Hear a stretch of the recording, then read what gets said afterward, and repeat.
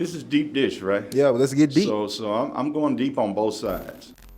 Briana, welcome back to the platform. How you doing? Yeah, I'm doing okay. Wish it was under better circumstances. Yeah, we finna get straight into it. So for people who don't know, this is Briana's second time. She came the first time and dropped gems about reproductive justice, and so go back and we ain't doing what they do when your teachers when you no catch up. What is that called? I ain't been to school in so long. We ain't doing no review. Yeah, we ain't doing no review. We ain't doing no review right now. So go back and go listen to that episode where she break that down. But Briana is the co-executive director of Healthy and Free Tennessee, and she does a number of things. Teaches Vanderbilt, Black National Assembly. She does a lot here in the city. And most importantly, she's a woman, and she's a Black woman, and we gotta talk about Roe v. Wade. And so Briana warned us about this, that this could potentially happen a few months ago, and it has happened. They have overturned, the Supreme Court has overturned the Roe v. Wade decision, and now a lot of states here in the United States, unfortunately, abortions will be banned. Okay. I don't even know. I don't even know what it is. I have a lot. I don't even know where I wanna start. Yeah. But I want to just get your initial reactions. How did you feel when you seen that come through the pipeline? Yeah. So it still was very devastating. Like, even though, like, for years, I know when I first started working at Healthy and Free Tennessee, and I now transitioned to being a steering committee member, and this was back in 2017, and a lot of groups were talking about this was going to happen very soon. And so yesterday, I got a text message from someone, and she said, yeah, the decision came, and it's a complete overturn. Because there were different scenarios, right? Like, it was, maybe it'll be a complete overturn, or maybe it would just be weakening, like Roe v. Wade. But no, it was a complete overturn. And this was before, like, all of the news outlets came out with it. And it just still felt very overwhelming. It felt awful, to be honest. And kind of like, throughout the day, more things kind of came out, and especially what it would look like in Tennessee and what the Attorney General already is trying to do to ensure that, like, abortion is illegal very soon in Tennessee. And so, yeah, it was a hard day. And, like, different folks on, like, social media, some people I know, very scared and, like, had lots of questions. And so, yeah, it was just a very hard day. Even though it was expected, it was still hard to experience it. Yeah. It's a lot of contradictory out there. And it's weird. And I like to be a person that thinks, like, I like hearing different perspectives around social change. Like, that's the purpose of even this. Like, even if I don't agree with you, I want to hear it and know, and so because I can learn something.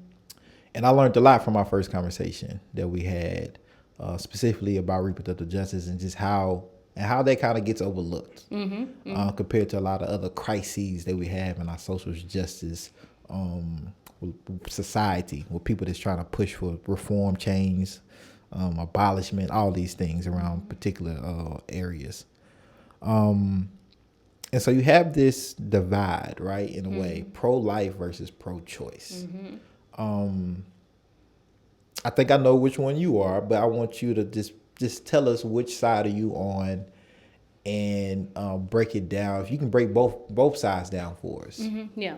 Well, first I want to say that's a false binary. That's something the right has said, pro-life versus pro-choice. But I can for sure talk about what that has typically meant. But just to say that, like, we push back on that. And I think one thing I uplifted the last time was when we talk about abortion and who gets abortions, over 50% of the people who are getting abortions are already parents. So this is a full cycle thing. One day, you might be terminating a pregnancy and you are not a parent, and one day maybe you already have 2 children. So going back into this pro-life, pro-choice is very much so a falsehood. But typically, folks who have kind of put themselves in this binary with pro-life is saying, I don't like to use the language of the right and what they say, but it's under the guise of, being for children and protecting children and families. And that's something, too, that has evolved throughout time. So even thinking about, and I'll talk about this a little later, like, abortion wasn't the hot button issue it is now. Even back in the 70s, a lot of evangelicals who, were the voting bloc that got organized and mobilized, they didn't even really care about abortion. It was considered a Catholic issue. And so just kind of like throughout the years, it was this first focus on like the fetus. And then over time, because, a lot of folks are saying, well, you don't care about the woman. The writers use like this language around protecting women and children. And so ultimately, they're anti-abortion. Okay. That's what it comes down to. And you can even think about it in those terms. People who are trying to support abortion and people who are like against it. Instead of pro-life, pro-choice. Okay. Okay. Yeah, and so, even folks in that camp, they might say, well, no, like, we're not against X, Y, and Z, but really, that's what it comes down to. Right. And people who typically been, like, in the pro-choice camp, and again, some of this goes back to, like, white feminism, because some of, like, these dynamics have, like, kind of emerged as a result. But people in the pro-choice camp, there are complexities also within that, because you have some people who are like, we don't need a reason. If you want to terminate a pregnancy, if you do not want to be pregnant, you should have the right to do that. And there are some folks, you might have seen like rape and incest, a lot of language. So some people are pro-choice and it excludes certain other categories per se. So it's like, oh, okay, I'm pro-choice if X, Y, and Z is into a place, or there's something like deemed wrong with like the fetus when someone, is carrying a pregnancy that they want to maintain. But typically, like, especially in the media, to break it down just in simple terms, pro-life, anti-abortion, pro-choice, you support abortion to a certain extent. All right. Okay. So I believe that I am pro-choice. I think women should be able to choose whether they want to keep a child or not keep a child. And I want to get this later on, but I don't forget this point. That conversation about resources really stuck out to me when this happened with this new law change. I don't want to get into that, but I just had to say it out loud so I won't forget it.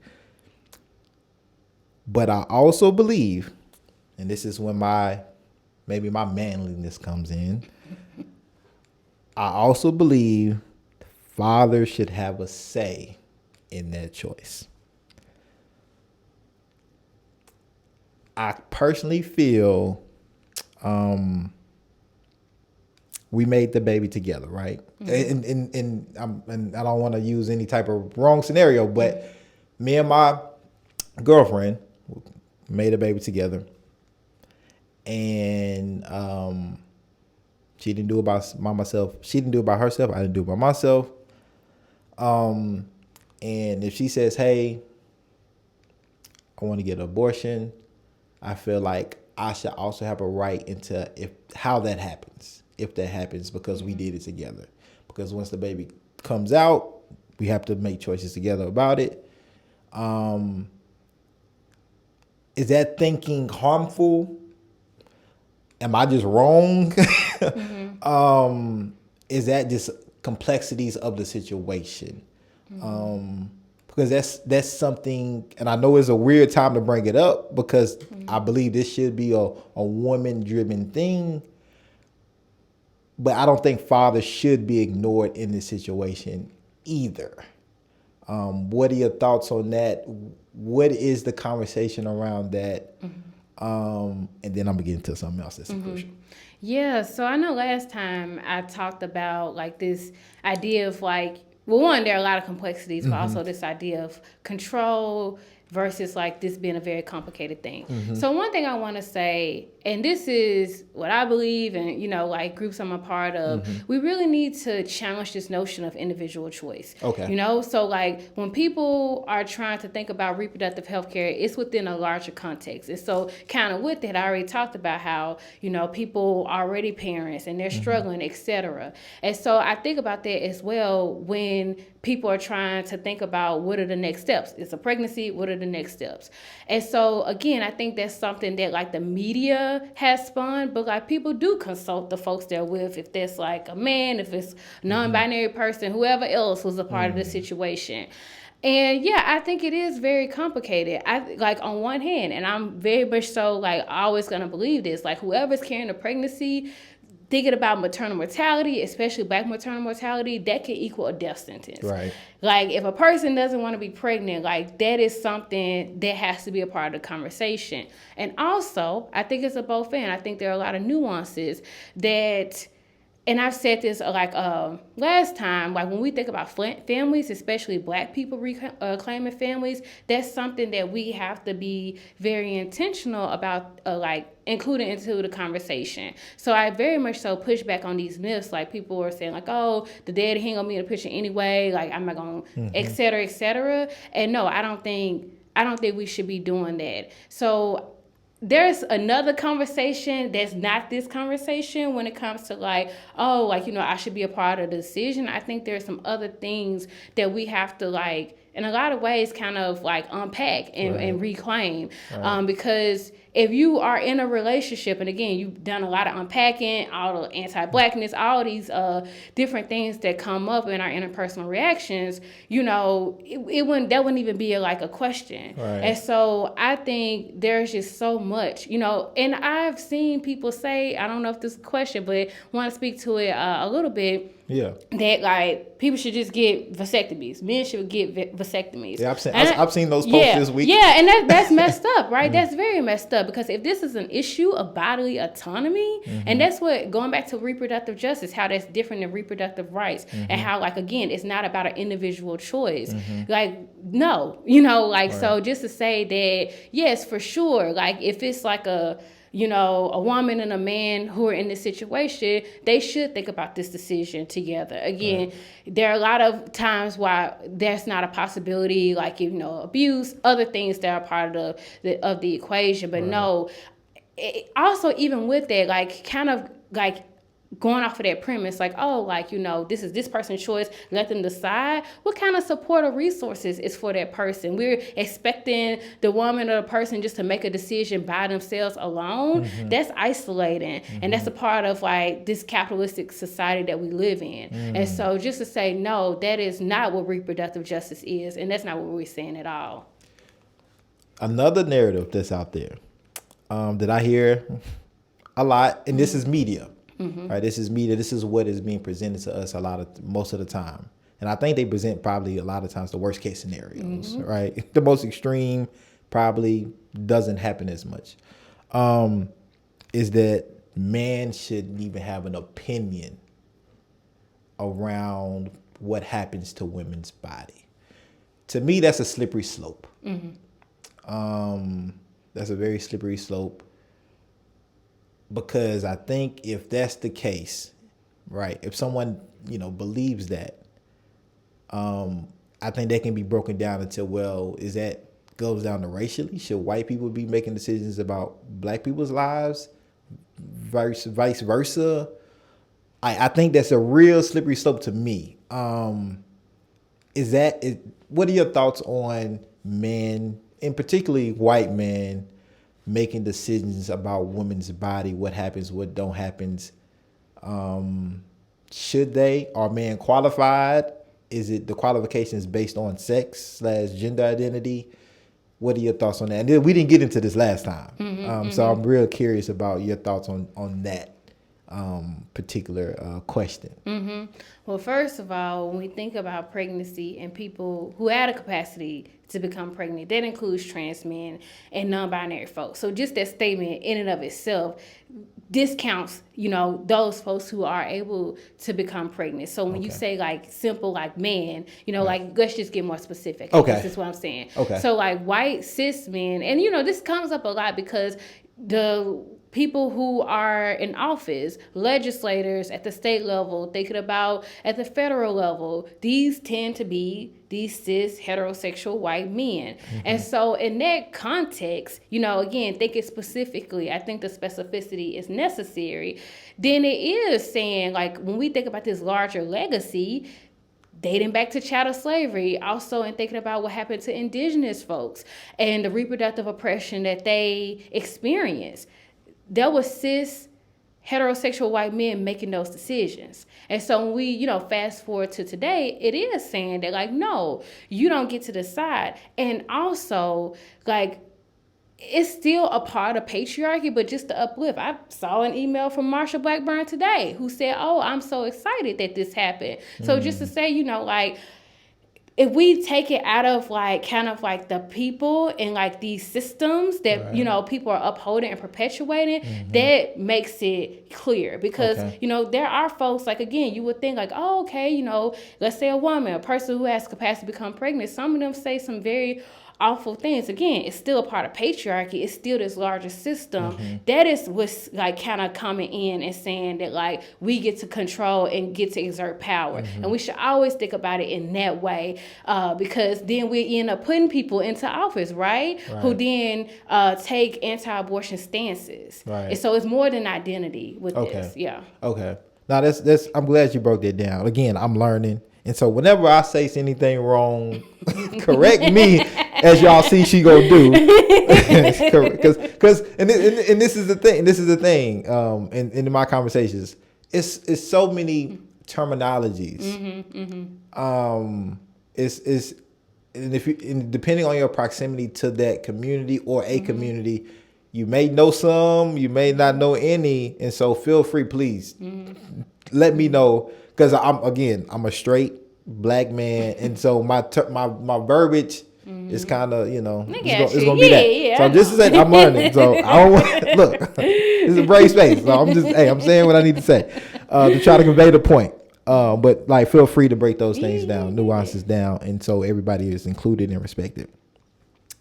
So I this is guy Matt Welsh. His name is Matt Welsh. He came out with a documentary that I actually had a guest that was a part of. Did not know it. And this documentary is called "What Is a Woman?"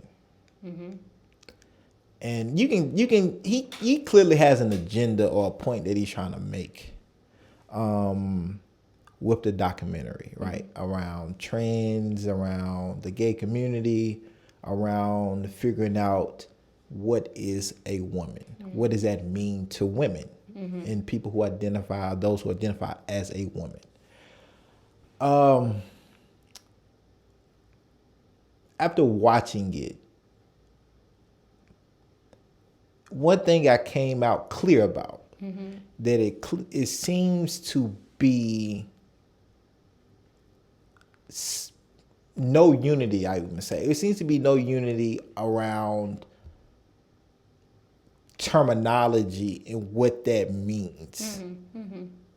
The word woman means something different. I've come to learn from that documentary and then conversations I've had to different people. Yeah. Right? Which to me was like kind of alarming a little bit. Because when I think of language, especially in social justice kind of perspective, it's clear to understand that we all kind of, when we use the same language, we mean the same thing in a way.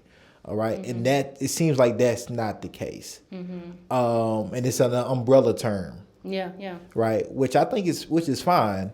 But also I think it could be, depending on who's using it, can be helpful or harmful. Is there, especially we talking about reproductive justice, and you brought it up as far as, hey, we don't want to exclude anybody that might be considered in this. What is a woman to you? That's the question. What is a woman to you, and what does that mean to reproductive justice?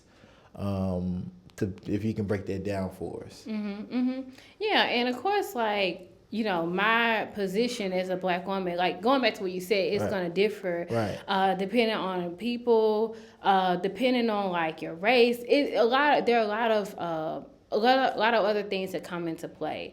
But when I think about like being a woman, it's not like just again, the things that, we've been taught to believe, like, especially with this binary. And I talked about last time, like, I know for folks of back in the 40s and 50s, that's at least what we, kind of come to believe, talking to our grandparents, that like being a woman meant taking care of kids, having kids, taking care of the house. And then, I like shared that Black women never, have had the luxury for the most part of like just staying in the house. They've had to work. And in a lot of ways, like thinking back to chattel slavery, Black women weren't, not only were they not considered to be like women, they also weren't, we weren't considered to be human. So I think just to say that like as a Black woman, the question is very complicated because, that is my lineage, of the ancestors in my family, like they were not considered women.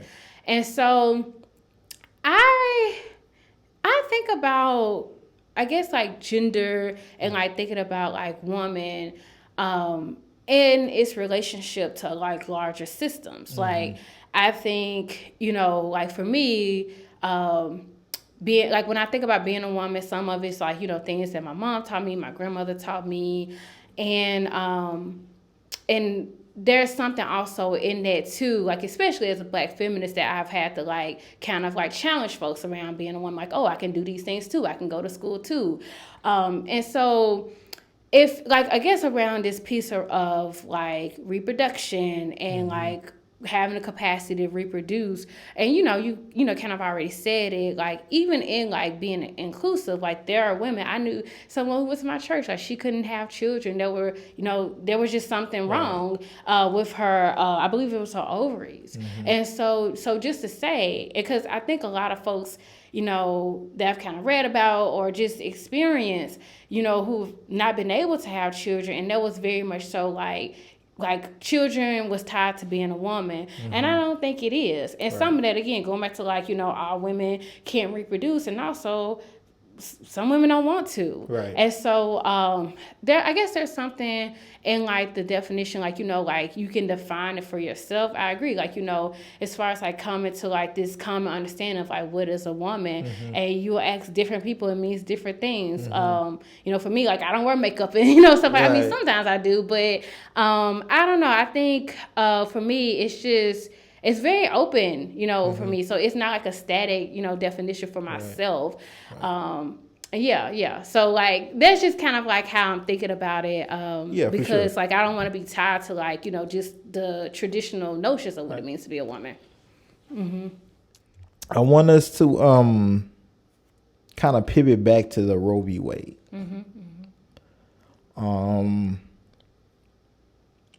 We know that bans are coming.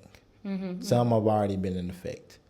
I believe, correct me if I'm wrong, in Tennessee, there's like a 30-day grace period. Like once it's in effect, people have 30 days to get abortions before it becomes illegal in the state of Tennessee.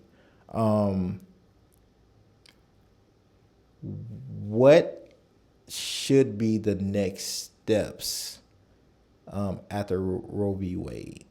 And then I remember in the beginning, like I said, I had this question I want to ask you because what you said in our first conversation about resources really, like it really hit me. It really hit me. And so what should be the next steps for community around Roe v. Wade? Well, first I want to provide some context because one, like Supreme Court decisions, and this decision is over 200 pages, right? And it'll probably be difficult to understand without like a deep knowledge of law and different forms of law and cases that they reference. So one thing I want to point out, and I wrote this down, and the policy folks at Healthy and Free Tennessee put an analysis together. But one thing that they established with this decision, like, one is like, pushing it back to the states. And I'll talk about that in a second because, like, yes, that's what they said. And also there's been conversations around if Republicans win the midterms, like they're trying to push for a nationwide ban. So when we think about states like, oh, California, New York, and, like sometimes it's kind of being framed. I tweeted this yesterday, like as a Southern problem. It's not. And also like there's other things in the work as a part of like a more like fuller strategy. Right. So one thing that they established with this decision is a new test for evaluating state abortion laws called the Rational Basis Review. And so this requires that the court examines if the legislature could have had a rational basis for the law that served a legitimate state interest. And so going along with that, it's like, okay, if it's this type of ban, and going back to like the case that they heard was in reference to a 15-week abortion ban in Mississippi that, you know, got challenged and made its way all the way to the Supreme Court. And so what this is saying that like the court is establishing that when it comes to this Mississippi 15-week ban, the state had a legitimate interest in pushing for such a ban. Okay. And so what this means is very concerning, and it's concerning for a place like Tennessee, especially as, you know, there's so many, of course, anti-abortion restrictions already on the books, but then also the trigger ban. So one thing I kind of like realized yesterday as I was reading this article in the Tennessean, yes, that's the trigger ban, and, you know, like the 30-day period is true. And also, when abortion bans have been signed into law, and this, you know, this is a part of the strategy that got us here. For sure, they knew that these bans at the time, they were, you know, unconstitutional, and they were tied up in these like legal fights. And so when like a bill is about to, a law is going to be challenged in the court, what lawyers do, they, you know, kind of like push for, do a motion to get an injunction to stop it from like going into effect. And that's what was so interesting about Texas last year, because they were trying to get an injunction. That's, you know, people for sure knew last year, like, okay, the Supreme Court is likely going to overturn Roe v. Wade, because they did not, like, they let the bill go into effect and they did nothing in Texas. And so I say all this because 30 days is probably going to be sooner, because yesterday the Attorney General filed an emergency motion to basically say we need to like lift these injunctions. Right. There are two bills that they're trying to do this around. So in 2020, Governor Bill Lee, when the pandemic first popped off, signed into law this 6, 8, 12, etc. It starts at 6 weeks and goes up to 24-week abortion ban. They included some other like harmful things, and so again, right now, since it was going through the courts, they had an injunction, so it's not in effect right now, but they want to like let it go into effect. And so that's the one that is extremely concerning, because again, there were other things that were tied to it. And there's another bill, and again, so many, I have to write them down. No. There's another lawsuit that is around the abortion reversal pill. So that's something, again, that, you know, the legislature passed. Governor Bill Lee was trying to sign it into law, and it was deemed unconstitutional. So this is to like give, you know, false information around, you know, reversing on abortion. But again, that's concerning, and it's also this other bill that, like, again, that was supposed to be law that's concerning, because if that injunction is removed, the 6-week ban goes into effect. And I was talking about this with a friend yesterday, like 6 weeks, it's just not, it's such a narrow window. And I was like, you know, saw this on Twitter today, and a person was saying, like, and that's kind of what's happening with a lot of things, because we don't have comprehensive sex ed in schools. Thinking about like how pregnancies work, people are like, oh, this is really how it works. And so, you know, I was explaining to a friend yesterday, so like if you miss your period in May 15th, I'm making something up, right? And, you know, like it comes this month and you're like, oh, you know, maybe I'm just late. When you go to a clinic or you take a pregnancy test, you're pregnant. And you might be like, oh, you know, my period was, maybe a week late, so maybe I'm counting back to when my period is supposed to be. No, that's not how they determine pregnancy. It's the first day of your last menstrual cycle. So no, you're actually, what is it now? If May 15th, we passed June 15th, now you're what? 5 weeks pregnant, going into 6 weeks. And so if you go try and get an abortion, and again, you can't just go into the clinic and get an abortion. Right. Tennessee also has a 48-hour waiting period. So you have 2 appointments. Wow. And also, they could be booked up, you know? Right. Like, there are not a lot of clinics in Tennessee. So Right. you can see how someone just realized that they missed their period, or even that, maybe you thought you had a light period, or who knows what could happen, and they missed that 6-week period. And so just to say that if that law goes into effect, like abortion, like again, it's not even 30 days yet. Like if that goes into effect next week, the week after, you can see now that like It's it already a immediately, ban. effectively it will already be a ban. So I know it's a lot, but just like that. Those are little things that they don't want you to know, or they don't want you to be clear about. Mm-hmm. Right? They just say it's easy to digest 30 days, Mm-hmm. right? And then, but it's hard to know, or if you're not studying it, you're not in it every day. Mm-hmm. Those other little laws that they're trying to put into place, Yep. you know, could just fly right by you.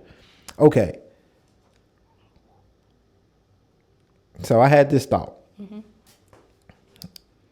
After we had this conversation the first time around reproductive justice and what that means, and why abortion should, be part of healthcare, right? Everybody should have access to them, right?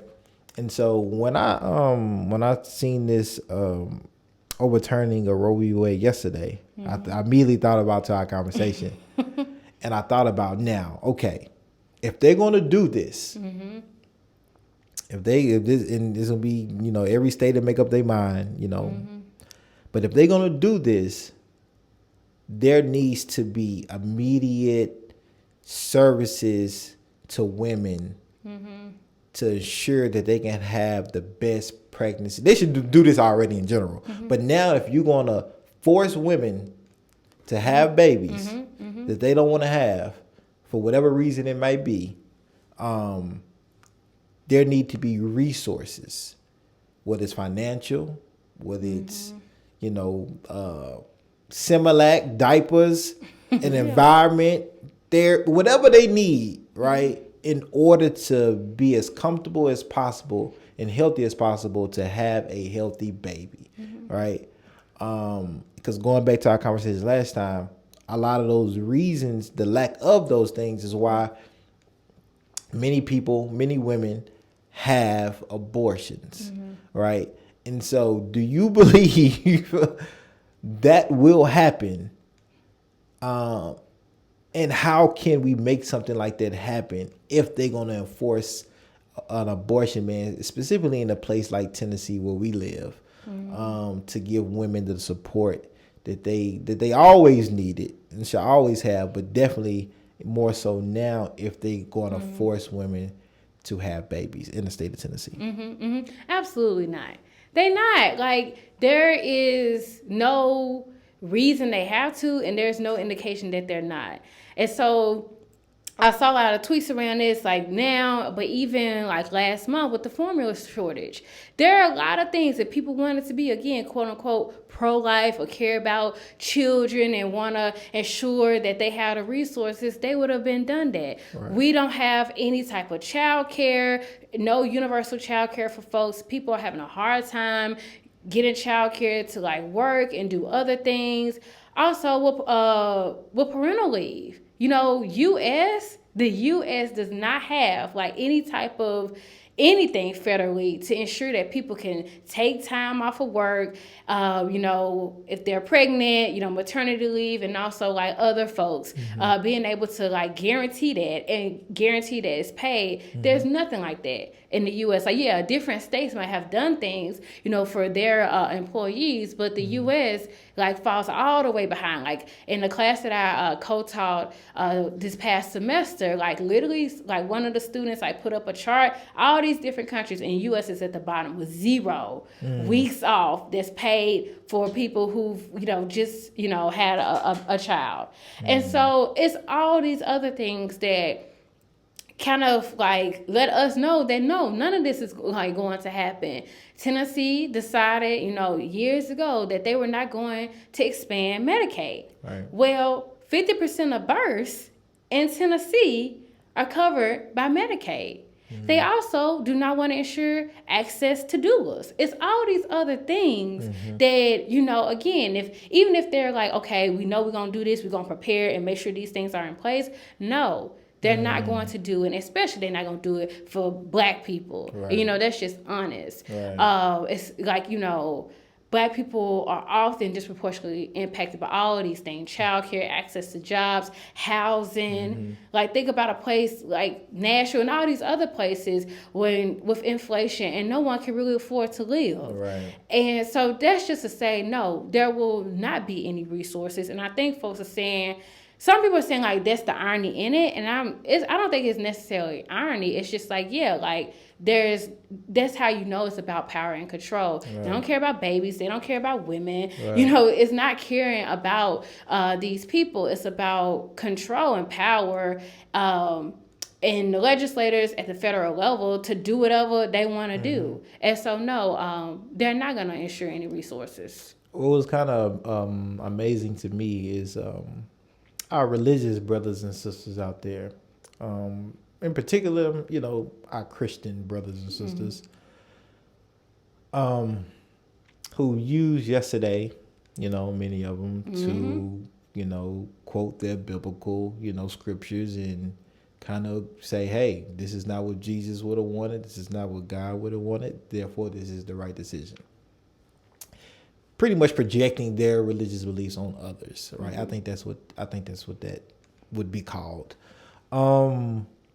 And they identify as pro-life, which is kind of, to me, kind of amazing that that control piece of it. But like, why can't I like have my choice to what I want to do with my body, and you have your choice not to get that because of your own, you know, religious beliefs? That kind of blows my mind sometimes about the religious components we try to add into our policy decisions, or thought behind why policy goes into place, or laws going into place, especially when it's supposed to be a, you know, separate church and state. You know, that's what it's supposed to be.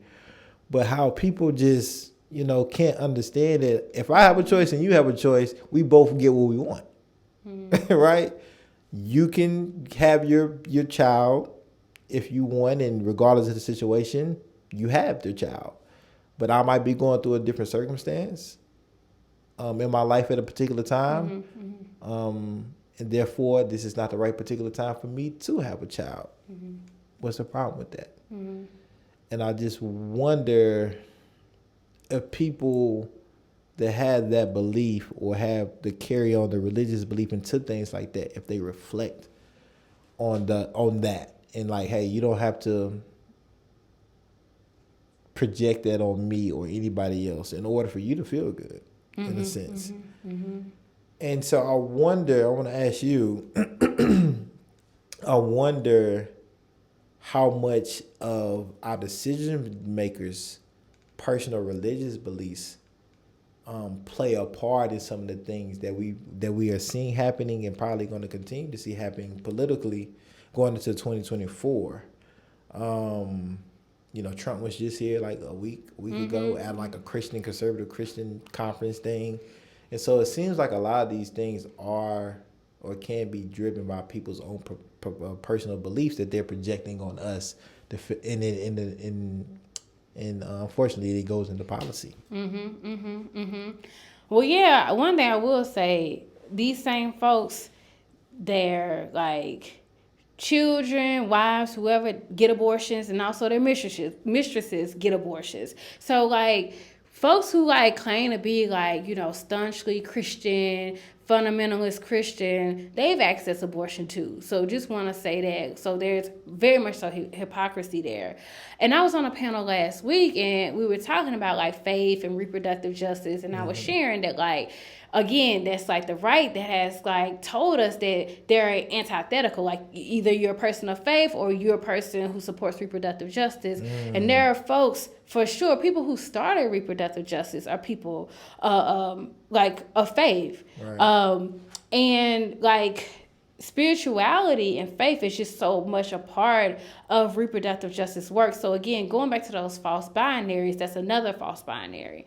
But even like going into like what's happening now, and some of this, I think on one hand, there are very much so folks who are like, well, the Bible says this, and you know, for sure, ignoring like the teachings of Jesus, no compassion, right?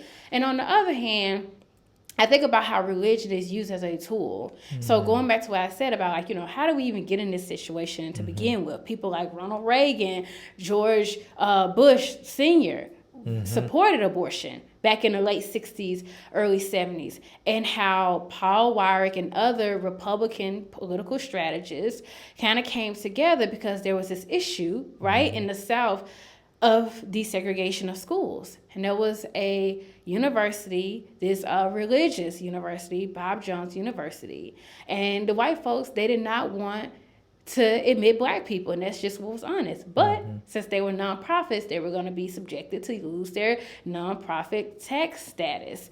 And so, it, you know, in the wake of, you know, coming out of like the civil rights movement, they knew they had to shift. And so it's like, okay, we can't outwardly be racist. Right. So what is an issue that's going to really, in a wonderful documentary, Reverse and Roll on Netflix, kind of like outlines this.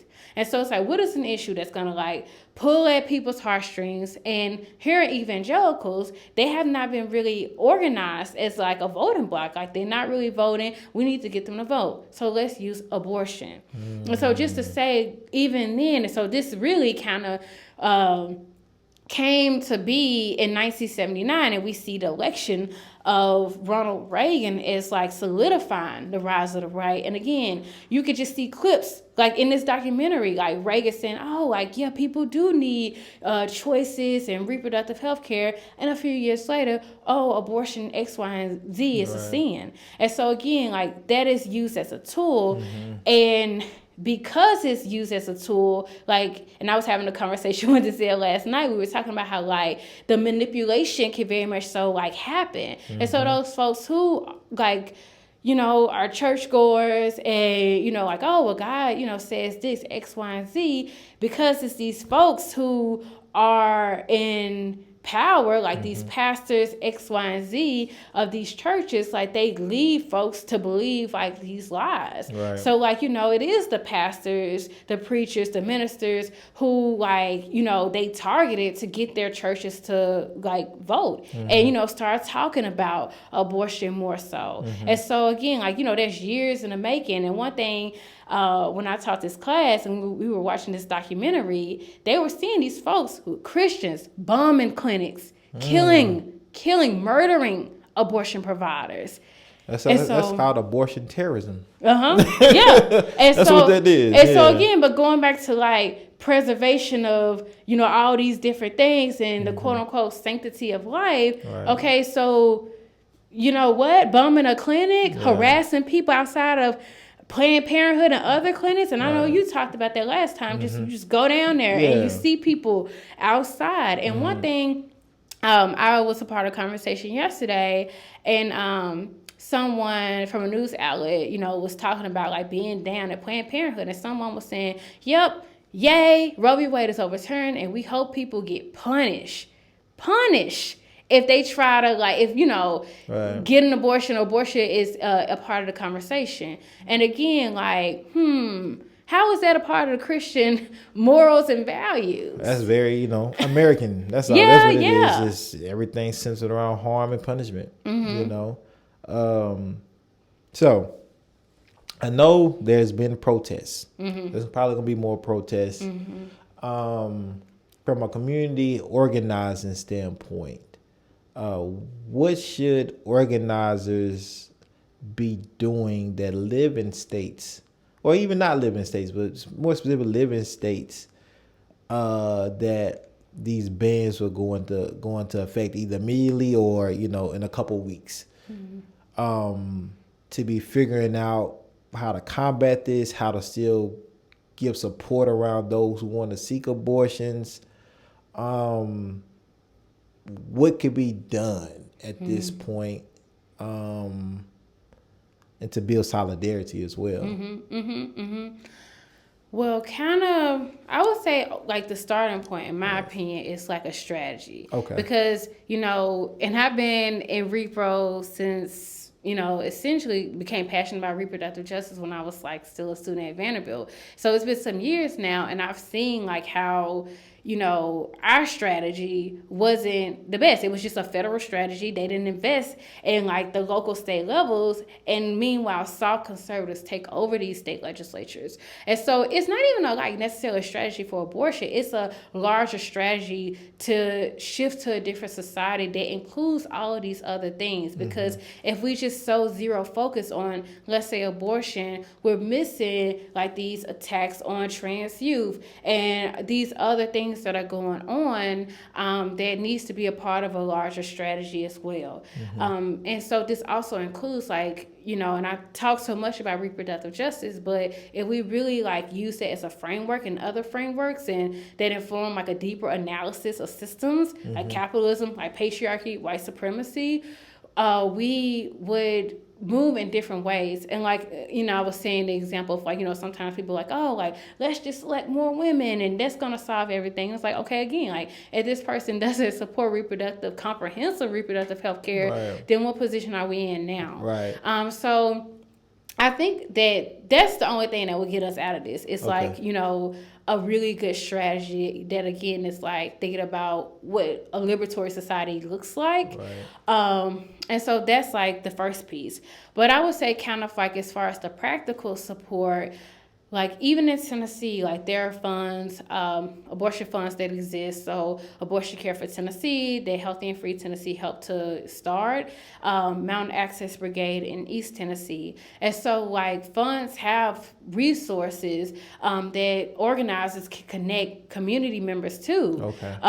Because, sadly, as, this decision came and people are kind of shuffling, folks are kind of forgetting, that there are resources and people have been thinking about this for a while and kind of connecting people to that.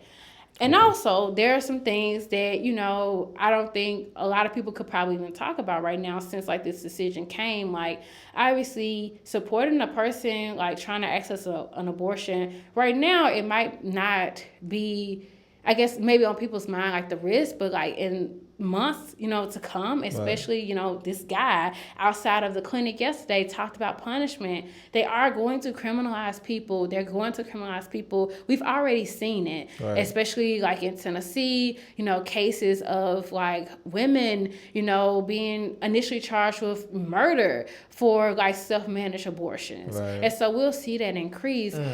So kind of with that, again, like understanding that risk and ensuring that we're keeping folks safe, and also like seeing that criminalization piece of it as well. And so folks have talked about, maybe shifting bail funds or maybe like establishing bail funds. People also get sued. So like having, people talk about movement lawyering all the time. So having lawyers who can like support this. But I would say first and foremost, like that's just kind of a bunch of stuff that needs to happen. We need to ensure that like communities understand like, kind of what they can do now.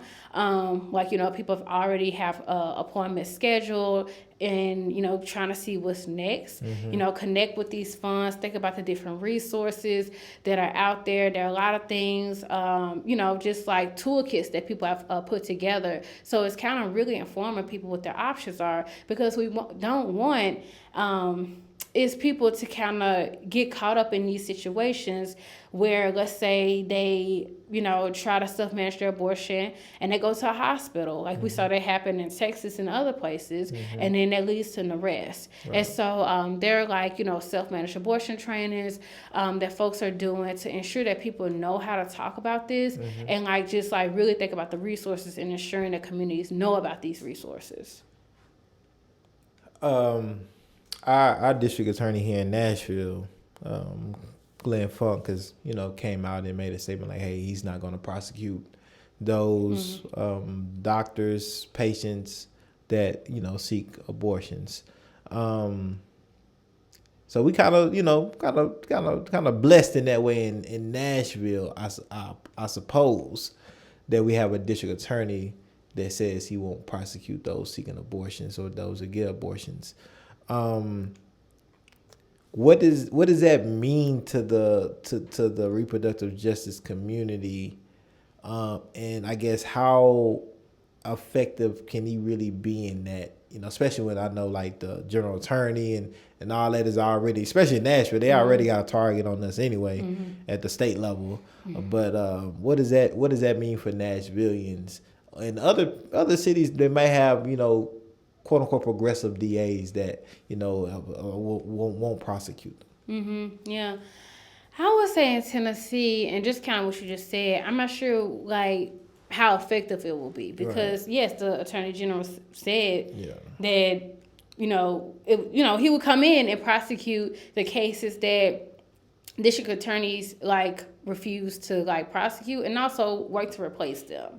And so I'm just not sure like how effective that would be. I think there are like other things that like kind of even going beyond district attorneys, and some of this again is like there's like a legal piece to it, and that's why I mentioned movement lawyers to kind of see like, okay, like what maybe this is not the route, because like if the Attorney General steps in, but what else could be possible legally so people aren't subjected to like jail and prison time. So like maybe in other states, but again maybe in other states like a California or Illinois, they have protections for abortion, so they probably don't even have to worry about that right now. But like I said, how I started this conversation out off, they are trying to like do a nationwide abortion ban. So we'll see. And if that's the case, those states like California and New York, they will have to, they will have to do something on the state level to kind of like go against that. I'm not totally sure like how effective district attorneys could be. And maybe they're, maybe something I'm missing, but I think that is really concerning that the Attorney General is like, oh, I'm gonna step in and do the prosecution myself. And so I've been reflecting on this word a lot lately, which is urgency. There are many crises, and politically they're not even trying to hide. I feel like some of their agendas, they're not even hiding it. They saying, hey, this is what we're trying to do, this is what we want to do, and this is what we're going to like to do to make it happen. This is how we're gonna do it. Yeah. Which is alarming on so many levels, rooted in structural racism, white supremacy, and so many other things that historically just are perpetuated in this country through our communities. And when I was looking at the protests, yesterday, I said, well, that's not gonna be enough, right? Like that's good for mass communication and making people aware who may not be aware and dramatizing the issue. But at some point, just as extreme as certain individuals in our political sphere are going to create culture and create harm, organizers, activists, people that care are going to have to respond differently at some point in order to actually stop these things from happening. What are your thoughts on what other things must take place or may have to take place in order for our government at a federal, state, local level to really understand and realize that we're not just going to sit by and like take this being done right in front of our face? So many targets are put on people's back. So it's a target on women's back. Always has been. And it's a different target for black women. It's a bigger target. Just the anti-blackness in general. The gay community has a target on their back. housing crises, livable wage crisis is like poor folks. And what I am seeing is we always say, hey, the time is now, is urgent, right?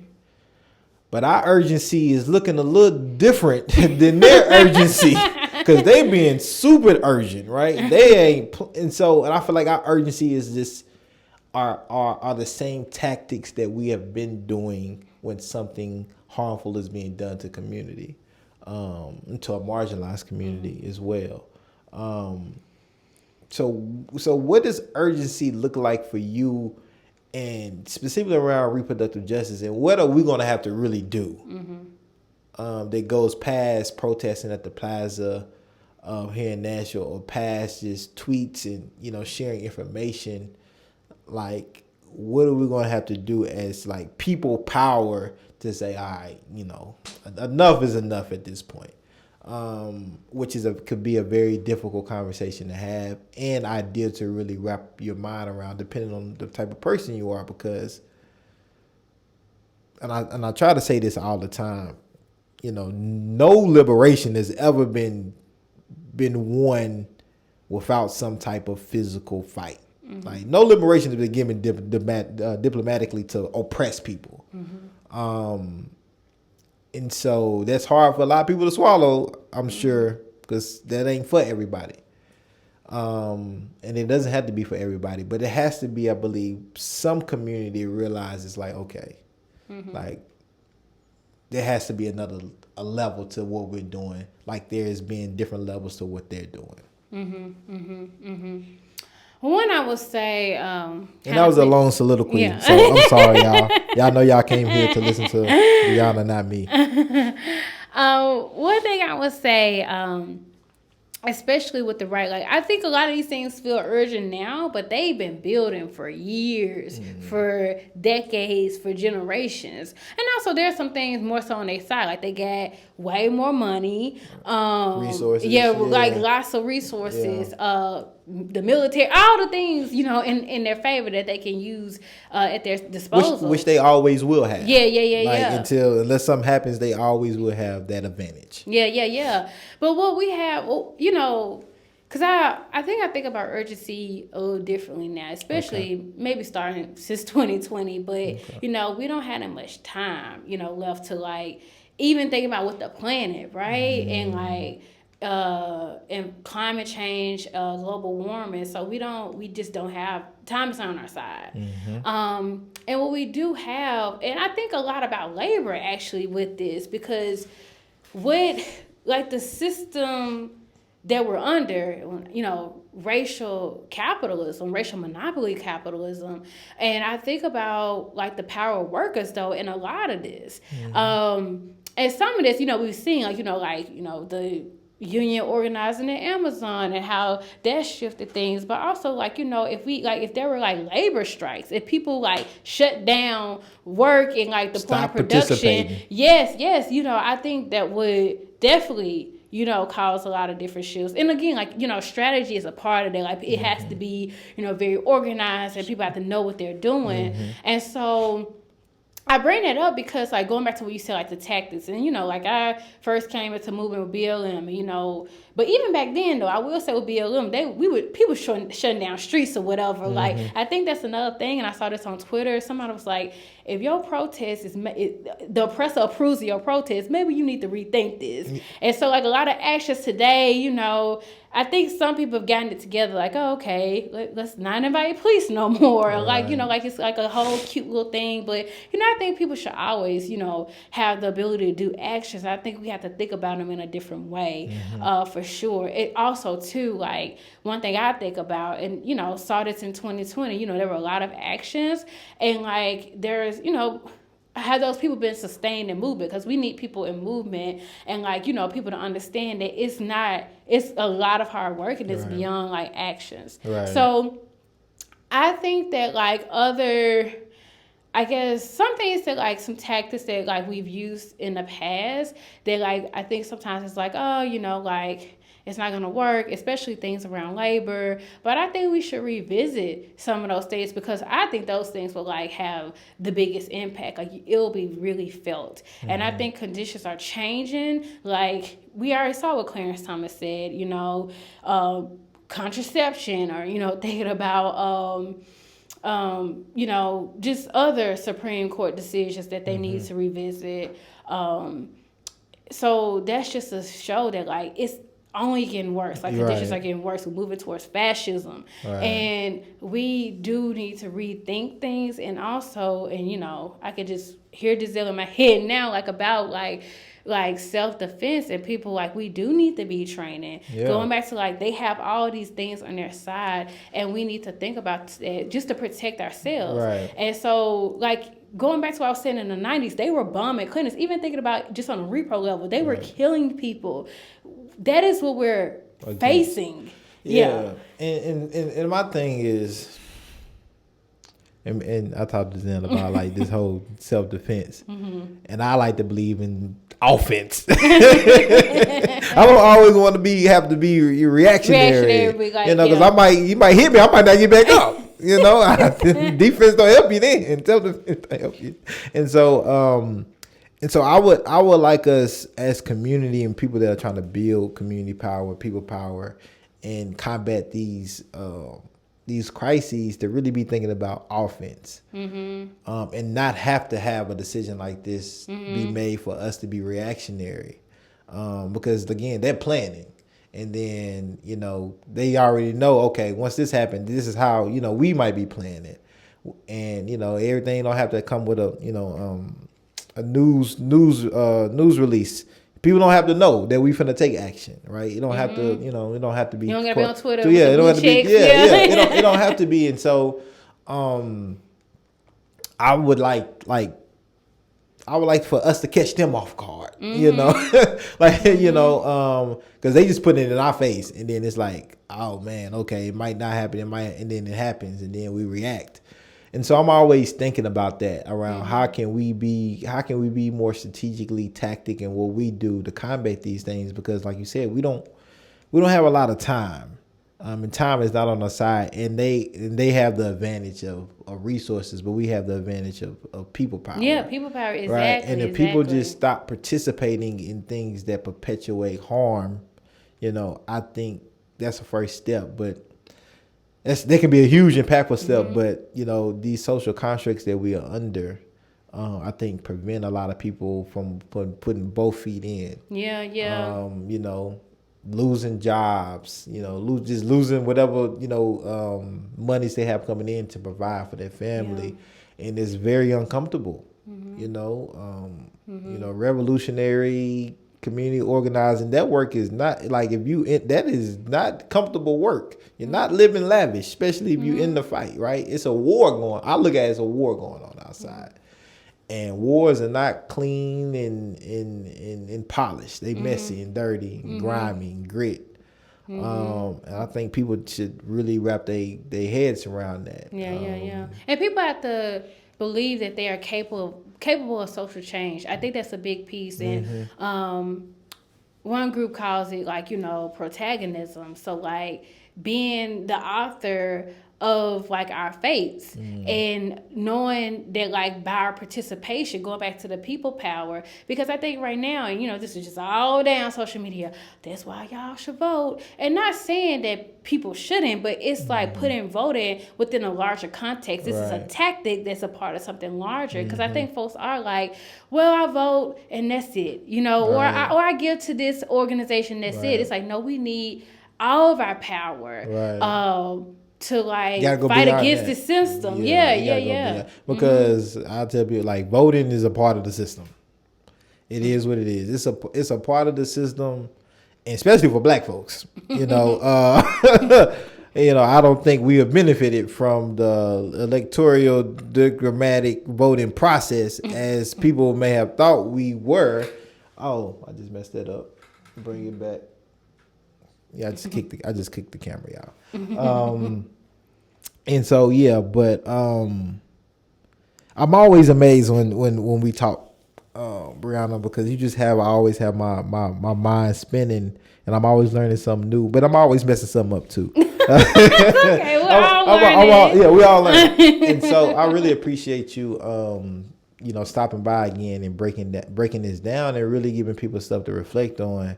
And so as always, I want to give you the last word to really touch on anything that we might didn't touch on, or you want to go a little deeper in, a little more around reproductive justice, Roe v. Wade, and what that means, and for people to really hear that. Yeah. Just one thing, and I think this is clear, but just to further stress, like, this is serious. Again, going back to it, sometimes I think about, like, my mom was born in 1970, so 3 years before this decision, but it's something, especially, like, millennials, something, like, something happened, okay, I just, I know that's an option, and it's not. It is not, and, like, I think a lot of folks, over the past 10 or so years, when this was really like, this is a possibility, people were just couldn't believe it. And so one thing, it also might be clear, if they will do this, they will roll back all these things. And also, like, the Supreme Court shouldn't exist in the first place, but that's another conversation. But, not to be like down about things, but these are serious things we're navigating. These are intense conditions, and we can't, let pessimism take over because it's so dire. That's kind of one of the first things, like, I joined the organization, I learned, like, pushing back against pessimism.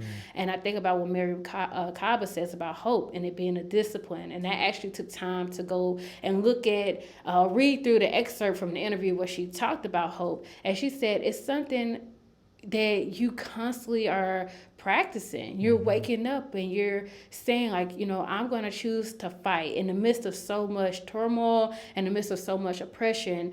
I'm going to choose to have hope because I know that it's going to get us through to liberation. Right. So that's one thing I want to uplift, because I know it just feels so overwhelming and like it's just easy to tap out. But this is really the point to kind of really come in and dig deeper, because, again, things are unfortunately going to become more intense, but we do have people power and we can really build, in my opinion. If people want to learn more about reproductive justice, Roe v. Wade, and just be informed, how can they reach out to you and the resources that you have, or have access to? How can they contact you if they want to help build, volunteer, all those things?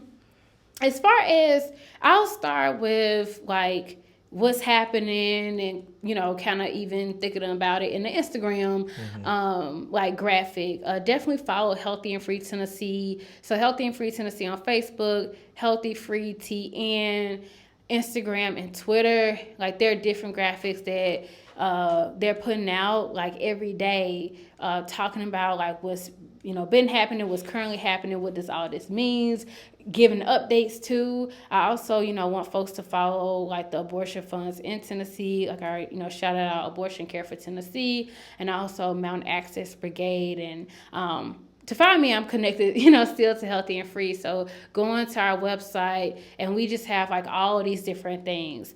I definitely would encourage people to check out Sister Song, to learn more about reproductive justice and, how it's different from reproductive rights and what this means for, like, other social justice issues as we think about abortion as a part of a larger context. So that's very helpful now, because people, unfortunately, with the Handmaid's Tale, all that stuff, right. People, it's just like, no, people of color have been experiencing reproductive oppression for some time. Right. So just really, like, what is reproductive justice? Go into Sister Song's website. And I would encourage y'all again to go listen to the first conversation me and Briana had. She went in depth more so on reproductive justice and the difference between reproductive rights. And I just appreciate you and the work that you do, and just being an amazing Black woman. I appreciate you. Denzel, you're the lucky one, just to let you know. But I look forward to having you back to talk more about this, because, again, I'm learning every time that we talk. And I just think, you know, especially as a man, we just need to be in closer proximity to women when it comes to these kind of conversations, and so we can learn to grow. But also too, so we can just let our thoughts be heard, and so y'all have an idea on, you know, what we thinking, how we, where we coming from, right or wrong, right or wrong. So y'all just know, and so y'all know when to say, that's interesting. Oh no, you're wrong. Like let me help you get your terminologies and your whole just, you know, thing together. So I appreciate you for doing that for me. And until next time. Yeah, until next time.